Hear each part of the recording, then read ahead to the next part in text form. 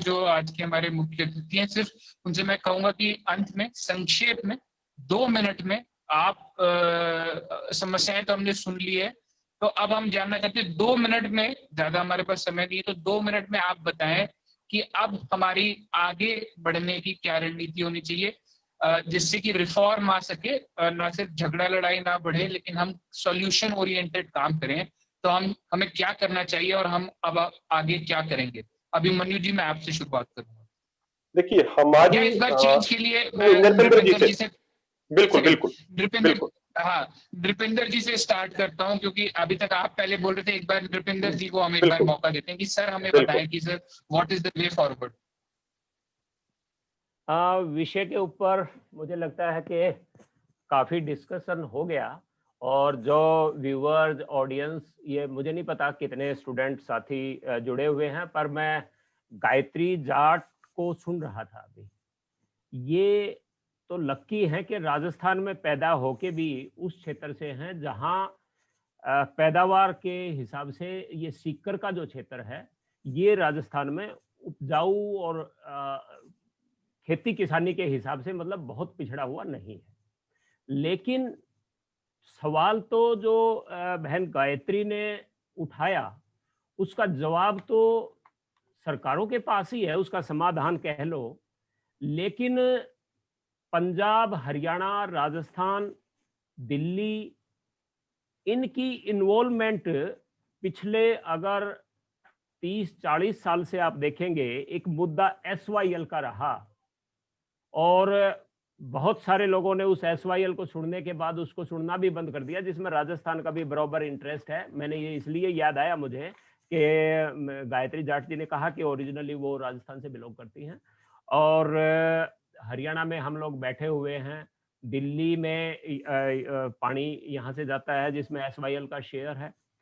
तो उस SYL के पानी के बारे में एक बात आम आदमी को, और मेरे ख्याल से लॉ के स्टूडेंट भी, मुझे सवाल तो नहीं उठाना चाहिए आपके ऊपर, लेकिन अगर आपने ध्यान दिया होगा तो ज्यादातर आप ये सोचते हैं कि ये कहीं ना कहीं पानी का फैसला सुप्रीम कोर्ट में अटका हुआ है। और आपको ताज्जुब होगा लॉ के स्टूडेंट होते हुए ये जानने में कि पानी का फैसला करने का सुप्रीम कोर्ट को अधिकार ही नहीं है। Inter state river water dispute act 1956 के तहत बार है, जैसा इन ऑर्डिनेंस में कोर्ट्स को बार कर दिया गया है कि भी इनमें कोई भी अगर आपस में डिस्प्यूट होगा तो सिविल कोर्ट को बार है। इस तरह से पानी का फैसला जो आम लॉ का स्टूडेंट के मोटे तौर पे, या आम किसान पंजाब, हरियाणा, राजस्थान का जो समझता है कि भी हमारा जो पानी का फैसला है, जो नदियों का ऊपर से पानी पहाड़ों पर से आता है, और वो हमें अगर हमारा हक नहीं मिल रहा है तो वो सुप्रीम कोर्ट में कहीं ना कहीं अटका हुआ है। सच्चाई ये है कि 1986 में एक इराडी ट्रिब्यूनल बना था, और मैंने जो बताया 1956 का जो एक्ट, उसके तहत ट्रिब्यूनल पानी का फैसला करेगा। और बहुत कम लोग, जिसमें मैं हरियाणा के इलेक्टेड पॉलिटिशियंस के बारे में भी मैं कह सकता हूं, मैं सवाल नहीं उठा रहा किसी भी तरह का, लेकिन मैं ये कह सकता हूं कि ज्यादातर को ये नहीं पता होगा कि 1986 में जो पानी के फैसले के लिए इराडी ट्रिब्यूनल बना था, वो ट्रिब्यूनल आज भी काम कर रहा है, आज भी स्टैंड कर रहा है। उसकी जगह ना तो कोई दूसरा ट्रिब्यूनल आया और ना उसको रद्द किया गया है। RK पुरम सेक्टर 7 में उसका ऑफिस है, लेकिन 1988 में उसके एक जज, जो गुजरात हाई कोर्ट के जस्टिस थे उस वक्त, वो सुप्रीम कोर्ट के जज प्रमोट हो गए थे, और उसके बाद से वो वैकेंसी थी, कोरम पूरा नहीं होने की वजह से फैसला नहीं हो पाया। जस्टिस इराडी, बालाकृष्णन इराडी, जो उस वक्त के सुप्रीम कोर्ट के रिटायर्ड जस्टिस, जो इसके चेयरमैन लगे थे, उनकी डेथ 2010 में हो गई। और उसके बाद तीसरा जस्टिस, जो इसमें तीसरा 3 मेंबर ये था, ये उनकी डेथ 2011 में हो गई। और आज तक उस इराडी ट्रिब्यूनल को का कोरम पूरा करके उसकी भर्ती नहीं की गई, और वो इराडी ट्रिब्यूनल का बाकी स्टाफ,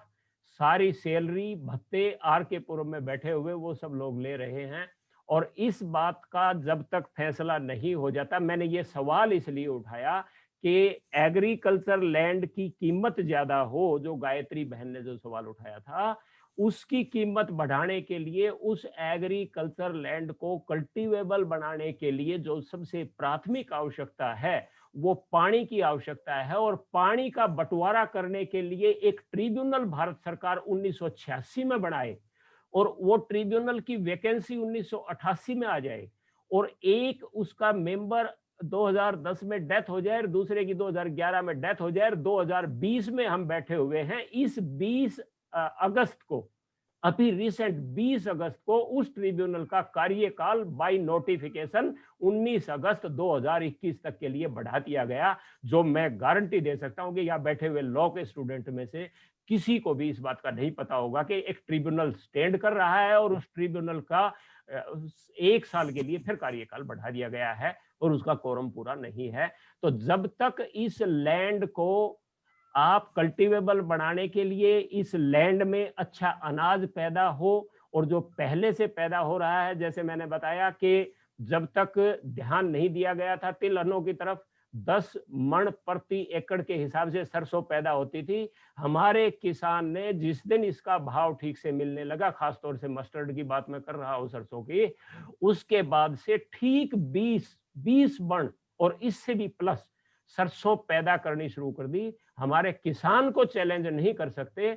अगर चैलेंज करने की बात है या जो सवाल अगर कहीं खड़ा होता है तो उस किसान को प्रॉपर फैसिलिटीज, उस किसान को जैसा अभिमन्यु जी ने बताया था कि आवश्यकता पड़े तो अमेरिका और दूसरी कंट्रीज के मुकाबले में सब्सिडीज, उसके मुकाबले में बाकी दूसरी अगर सुविधाएं अगर सारी की सारी मिले, इस तरह से सिर्फ खरीद में मुझे लगता है कि इसमें लाभ हो पाएगा नहीं हो पाएगा ये एक सवाल है, लेकिन अकेले खरीद से नहीं, उसकी पैदावार भी बढ़े और फिर उसके बाद उसकी ईमानदारी से खरीद और उसको भी एमएसपी ही क्यों, मैं तो ये कहता हूं, मैं एमएसपी तो मिनिमम सपोर्ट प्राइस हुआ ना, इससे तो जो मोदी जी ने कहा था कि भी किसान का 2022 में हम डबल कर देंगे, तो एमएसपी से खरीद पे तो डबल भी नहीं हो पाएगा, फिर वो बात भी झूठी रह जाएगी। मैं तो कहता हूं कि भी इससे 2 गुना 1.5 गुना जो भी इस पैदावार जो मिले वो तब मिल पाएगी जब किसान को पानी, किसान को खाद, किसान को फिर उसके बाद मंडियां, किसान को दूसरी व्यवस्था, किसान को लोन, और उस लोन के ऊपर भी कम से कम ये कि भी उसमें करप्शन ना हो, ये सारी चीजें अगर मिलेंगी तो किसान इस जमीन को में अच्छी पैदावार कर सकेगा। बहन गायत्री का जो सवाल था उसके लिए मैंने ये जो 2 मिनट शायद फालतू लगा दिए हों, ये इस सवाल का ये जवाब बन पाएगा कि उस जमीन की कीमत भी राजस्थान में जहां से ओरिजिनली गायत्री जी आती हैं या जहां हरियाणा में हम बैठे हुए हैं, इस जमीन के मुकाबले इससे 10वें हिस्से की कम कीमत में राजस्थान में जमीनें मिलती हैं, इसलिए कि वहां पानी है ही नहीं, दूसरी सुविधाएं हैं ही नहीं। तो इसलिए सबसे पहली बड़ी जरूरत यह है कि भारत सरकार जैसे इराडी ट्रिब्यूनल जैसे ट्रिब्यूनल्स बने पड़े हैं, लोगों के सामने एक बात ले आई जाती है कि सुप्रीम कोर्ट ने पानी रोक रखा है, जबकि 1956 के एक्ट के तहत पानी का फैसला करने का अधिकार ही सुप्रीम कोर्ट को नहीं है, और उसके बावजूद ये चीजें क्लियर नहीं है। वो ट्रिब्यूनल जो काम करना चाहिए था उनका कोरम पूरा नहीं है और इन चीजों की तरफ ध्यान नहीं दिया जा रहा, तो किसान की जमीन की कीमतें कैसे बढ़ेंगी? और जमीन की कीमतें नहीं बढ़ेंगी तो उसमें चाहे आप स्कूल बनाओ, चाहे प्लेग्राउंड बनाओ, चाहे उसमें आप अर्बनाइजेशन करो, उसमें खेती तो हो नहीं पाएगी, क्योंकि खेती के लिए तो पानी और दूसरी सुविधाएं चाहिए।